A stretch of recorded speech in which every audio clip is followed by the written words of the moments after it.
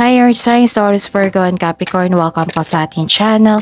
At ito ay inyong Daily Gabay Tarot reading for August 9, 2024. Please be reminded kung naka-resonate kayo, comment down. Kung hindi kayo naka-resonate, ibigay niyo po sa iba kasi general reading po ito.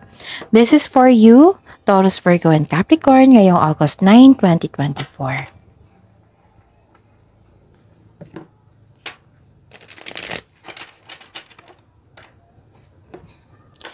Maraming salamat po sa inyong patuloy na suporta at maraming salamat din po sa mga hindi nag-skip ng ads. Gamitin ang reading na ito bilang gabay lamang. Sa mga hindi pa nag-subscribe, subscribe na po kayo at click bell notification para malaman nyo na may bago tayong video. Para sa mga gustong magpa-reading po, may lumabas dyan sa screen nyo ngayon. Panoorin nyo po at sundin ang instruction. Calling the attention sa mga suki ko dito. Open na po ang inyong Monte Gabay Tarot reading for August 2024, Taurus, Virgo, and Capricorn. So, message na po ako for schedule. Maraming salamat po.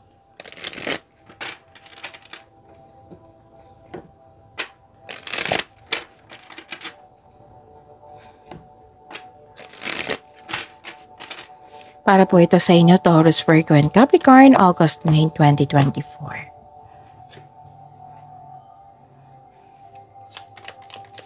Spirit's Guide. Mga ganap po para kay Taurus, Virgo, and Capricorn ngayong August 9, 2024.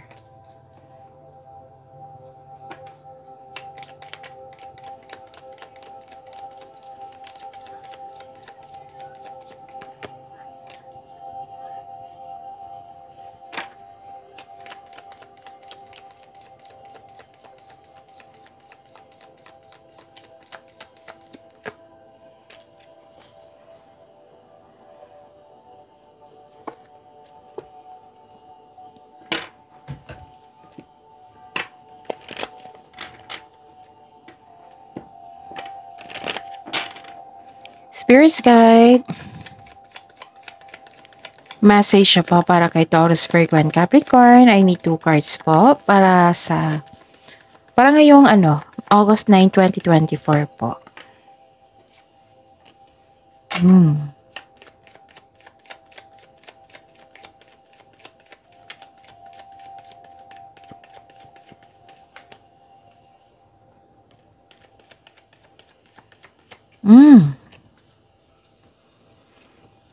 Okay. Nakikita ko dito na may nag-uusap na pamilya, pwedeng grupo ng tao, nagbigay ng suporta sa iyo. Pwedeng nag-uusap regarding sa bahay, pwedeng sa property na ibenta or bumili. Okay? Tapos parang nag-relax kayo dito kasi pagod kayo. And nakikita ko rin dito na may nalaman kayong katotohanan. Or nag-self-study kayo, ganun. At may nakita ko dito na hirapan kayo sa pagdesisyon, sa paggawa ng desisyon. Parang you felt guilty kasi may i-sacrifice, ganun. And nakita ko dito, what I meant is, ang message po is cheer up, live in the moment. Tapos, sabi po dito ni Archangel Raphael, binas ka niya for healing your mind, body, and spirit. Okay? Spirit's Guide, ano po yung energy ni Taurus, Virgo, and Capricorn ngayong August 9, 2024? And the clarification of this card po.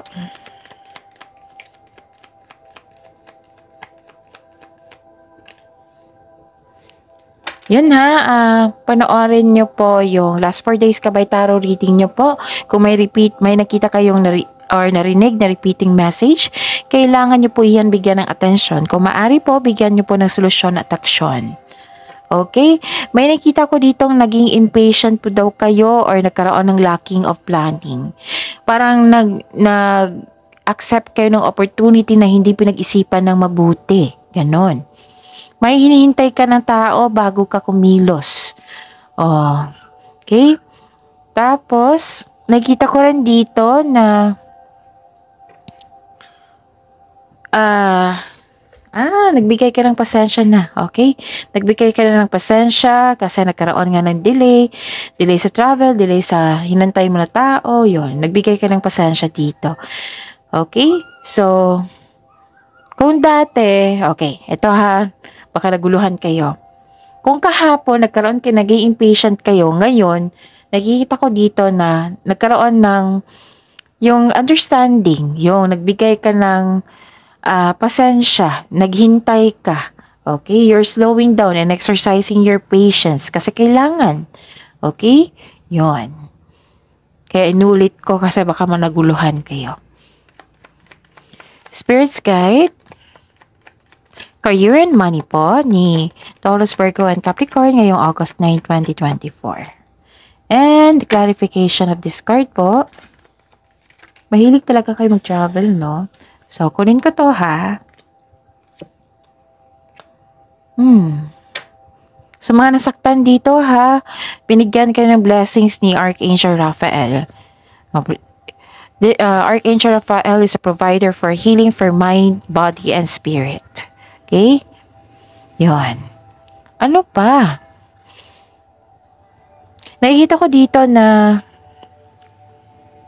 you're finding a solution na. Yun nga, yung tatlong card na po sabi dito, nainip kayo, naiinis kayo sa delay. Tapos, at the end of the day, you're finding a solution. Pwede din na may tao na masakit magsalita. Kaya, pwedeng nagpasya ka na iniwasan mo siya, or binigyan mo ng, yung pinagtanggol mo yung sarili mo. Ganon. At nakikita ko rin dito na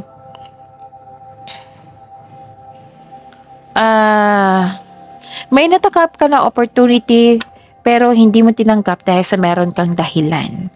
So, this is the fourth card na may delay nga sa hinintay mong tao, chances, bagay, pwedeng ganon. Okay? Uncomfortable ka sa mga changes eh. Pero sabi po ng card dito, remember this is only temporary.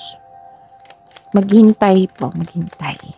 Spirits Guide, Love Life, Self-Love, Partnership, and Romance, si Taurus, Virgo, and Capricorn, ngayong August 9, 2024. Maraming salamat po sa patuloy na tiwala, nagbigay ng tiwala at suporta sa ating channel, at maraming salamat din po sa mga sa mga hindi nag-skip ng ads. May lumabas dyan sa screen nyo ngayon. Kung gusto nyo po yan, then follow instruction. May yung beginning talaga dito.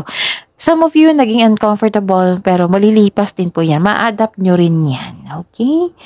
At saka, this is your love life, no? Nakikita ko dito na sa mga single, may parating na love or romance para sa mga single. Sa mga may relasyon, sa mga may relasyon, sa mga buhay mag-asawa, may plano kayong magbumili ng bahay or lupa ba sa property. May project kayo. Okay? So yun, that's it. See you tomorrow, Taurus, Virgo, and Capricorn. Please like, subscribe, and click the button for notification para updated po kayo sa daily tarot reading natin. Maraming salamat po.